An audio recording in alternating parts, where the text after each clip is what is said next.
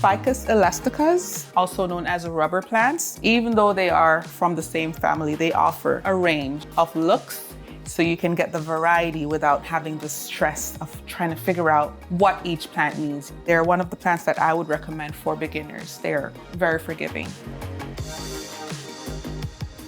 Here is a Gloriosum. Got some cool striking white veins there.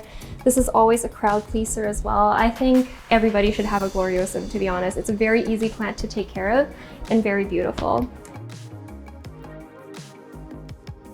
This plant is a Scindapsus. You can see here that I'm training it up a moss pole. I, in my opinion, think this is an easy plant. Definitely a plant that I would recommend for beginners.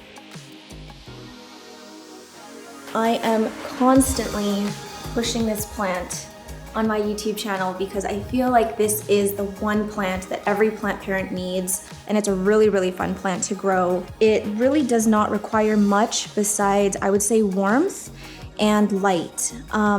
Not super thirsty. I do have it growing in a no drainage vessel, and it's just in a really chunky amended soil mix. I would call this a pretty low maintenance philodendron. This is where I also have a lot of my lower light plants, such as my golden pothos. Even if there's light up here, even though it's south facing, it doesn't really reach directly on this plant, but it's still growing really, really well. So if you want something super easy, golden pothos is pretty much your go-to. This shelf over here is the air plants for my air plant shop. Ionantha is always a very popular plant because it's a great starter plant. They don't cost a lot and just easy going plants.